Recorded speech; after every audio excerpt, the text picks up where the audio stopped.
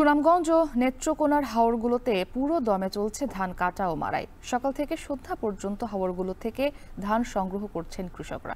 এ নিয়ে আরো জানাতে সুনামগঞ্জের করচার হাওর থেকে যুক্ত হয়েছেন লিপসন আহমেদ এবং নেত্রকোনার হাওড়া অঞ্চল থেকে যুক্ত আছেন রিফাত আহমেদ রাসেল। তবে শুরুতে আমরা সুনামগঞ্জের খবর জানবো লিপসন, এখন পর্যন্ত সেখানে কত শতাংশ ধান কাটা শেষ হয়েছে এবং এবারে ধানের ফলন কেমন হলো জানাবেন।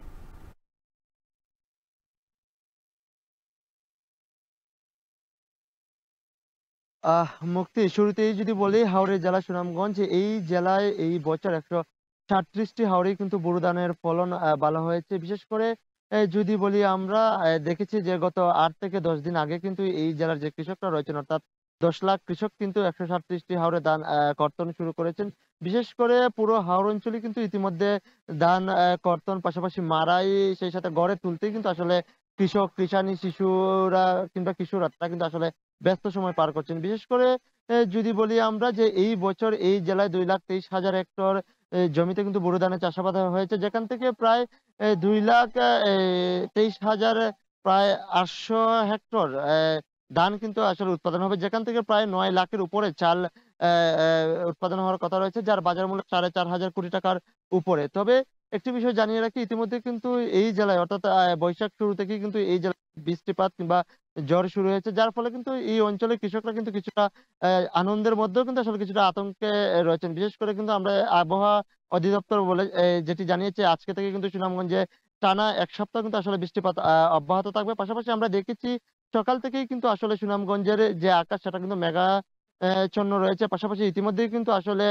কিছুটা বিভিন্ন উপজেলা আসলে বৃষ্টিপাত শুরু হয়েছে। যার ফলে কৃষকরা কিন্তু ইতিমধ্যে আসলে হাওরে ধান কাটতে কিন্তু কিছুটা তাদের বিড়ম্বনা শিকার হতে হচ্ছে। পাশাপাশি তারা কিন্তু যেটি বলছেন যে যদি এই বছর তাদের যে সোনালী ফসল যদি ক্ষতিগ্রস্ত হয়, তাহলে কিন্তু তারা যে মহাজনের কাছ থেকে টাকা এনে যে ফসল করেছেন সেটা কিন্তু যে ঋণ তারা কিভাবে পরিশোধ করবেন সেই দুশ্চিন্তায় কিন্তু আসলে ইতিমধ্যে কৃষকরা পড়েছেন। সেই সাথে পানি উন্নয়ন বোর্ড যেটি বলছে, যেহেতু সুনামগঞ্জের পাশাপাশি কিন্তু ভারতের মেঘালয়ের যে চেরাপুঞ্জি রয়েছে সেখানে কিন্তু আসলে বৃষ্টিপাত এই শুরু হয়েছে, যার ফলে কিন্তু সুনামগঞ্জের যে নদ-নদীগুলো রয়েছে, অর্থাৎ সুরমা নদী, কুশিয়ারা নদীর পানি কিন্তু বৃদ্ধি পাবে। আর এতে কিন্তু উজানের যে পাহাড়ি ঢল সেটি যদি নামে, তাহলে কিন্তু এই অঞ্চলের যে নিম্নাঞ্চল রয়েছে, অর্থাৎ সীমান্তবর্তী যে এলাকাগুলো রয়েছে সেটি প্লাবিত হওয়ার পাশাপাশি কৃষকের যে সোনালী ধান সেটাও কিন্তু আসলে কিছুটা ক্ষতিগ্রস্ত হবে। পাশাপাশি জেলা প্রশাসক যেটি বলেছেন, ইতিমধ্যে কিন্তু আসলে সরকারি ৩ দপ্তরের ছুটি কিন্তু তিনি বাতিল করেছেন।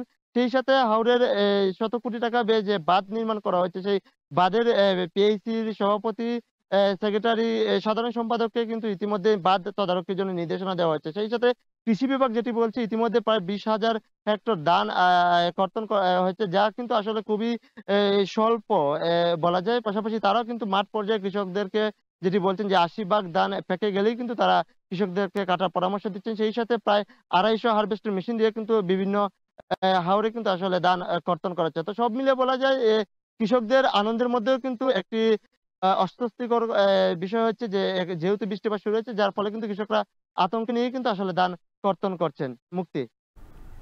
এবারে আমরা যেতে চাই রাসেল, আপনার কাছে জানাবেন যে নেত্রকোনার হাওরগুলোর ধান কাটা শেষ হতে আর কতদিন সময় লাগবে, এবং লিপসন যেটি বলছিলেন যে বৃষ্টি শুরু হওয়ার কারণে কৃষকরা কিছুটা শঙ্কায় রয়েছেন। নেত্রকোনার খবরাখবর জানাবেন।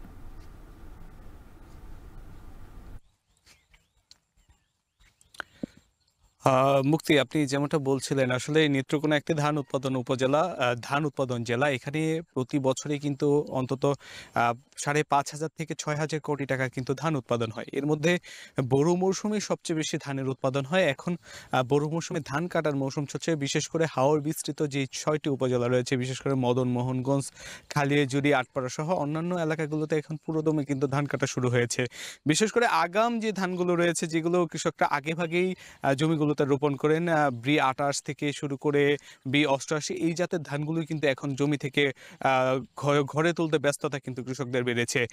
তবে এখন পর্যন্ত যদি আপনাকে বলে রাখি, এখন পর্যন্ত আবহাওয়া অনুকূলে থাকার ফলে কিন্তু কৃষকরা কিন্তু নির্দ্বিধায় তাদের ফসল ঘরে তুলছেন। তবে যদি বৃষ্টিপাত শুরু হয়, তাহলে কিন্তু এই যে হাওরের প্রায় 41,000-75,000 হেক্টরের জমির যে ফসল রয়েছে, সেই ফসল ঘরে তুলতে গিয়ে কিন্তু কৃষকের মারাত্মক বিড়ম্বনায় পড়তে হবে।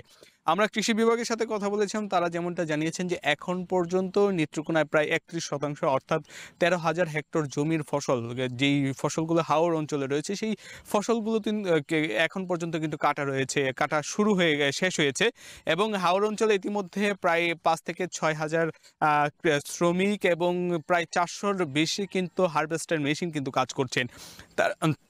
তারা যেমনটা বলছেন যে এই মাসের অর্থাৎ এই যে এপ্রিল মাসের শেষ থেকে শুরু করে সর্বোচ্চ মে মাসের প্রথম সপ্তাহের মধ্যে কিন্তু হাওরের যেই ধান, সেই ধান কিন্তু পুরোপুরি ঘরে তোলার জন্য যে প্রস্তুতি, সেই প্রস্তুতি কিন্তু তারা ইতিমধ্যে সম্পন্ন করেছেন। যেহেতু আবহাওয়ার একটি পূর্বাভাস রয়েছে ভারী বৃষ্টিপাতের, সেই বৃষ্টিপাতের কথা মাথায় রেখে কিন্তু এখন ৩টি দপ্তরের যেই সরকারি ছুটি কর্মকর্তাদের, সেই ছুটি বাতিল থাকায় ফলে কিন্তু এই কর্মকর্তারাও কিন্তু এখন মাঠে রয়েছেন। সার্বক্ষণিক কৃষকদের সাথে মাঠ পর্যায়ে পরিদর্শন করে কিভাবে নিচু এলাকা যেগুলো রয়েছে হাওরের মধ্যে, যেগুলো সবচেয়ে ঝুঁকিপূর্ণ এলাকা, সেই এলাকাগুলোকে কিন্তু মার্ক করে কিন্তু ওই এলাকা ধরেই কিন্তু ধান কাটা শুরু হয়েছে। তবে হাওরের সব অংশে যে আসলে ধান একেবারে পেকে গেছে তেমনটা নয়, প্রায় ৮০% ধান কিন্তু ইতিমধ্যে পেকেছে এবং কিছু কিছু অঞ্চলে যেগুলো একটু দেরিতে লাগিয়েছে সেগুলো পাকতে কিছুটা সময় লাগবে। যার ফলে প্রস্তুতি থাকার ফলেও যে হাওরের যে ধানগুলো সে আধা পাকা থাকার ফলে কিন্তু তারা কর্তন করছেন না। তবে যদি বৈরী আবহাওয়া হয় বা অনুকূল পরিস্থিতি দেখা দেয়, সেক্ষেত্রে কিন্তু কৃষকরা প্রস্তুতি রেখেছেন এবং তাদের যে ফসল, সেই ফসল ঘরে তোলার জন্য কিন্তু তারা প্রস্তুত রয়েছেন। মুক্তি, আপনাকে একটি বিষয় বলে রাখা ভালো যে আসলে গেল ২ বছর ধরে অর্থাৎ এখন পর্যন্ত যদি বলি যে নেত্রকোনার এই ধানের ফলন কিন্তু এখন পর্যন্ত ভালো রয়েছে। এই ফসল শেষ পর্যন্ত যদি কৃষকরা ঘরে তুলতে পারেন তাহলে বলা যায় যে গত বছরের মতো কিন্তু এবারও নেত্রকোনার কৃষকরা কিন্তু একটু ভালো ফলন তারা ঘরে তুলতে পারবেন। এর ফলে বলা যায় যে হাওরে যে প্রায় ৯২০ কোটি টাকার ফসল লক্ষ্যমাত্রা রয়েছে, সেই লক্ষ্যমাত্রাও কিন্তু পূরণ হবে। মুক্তি, তো এই ছিল আমার কাছে নেত্রকোনা থেকে ধান কাটার সর্বশেষ।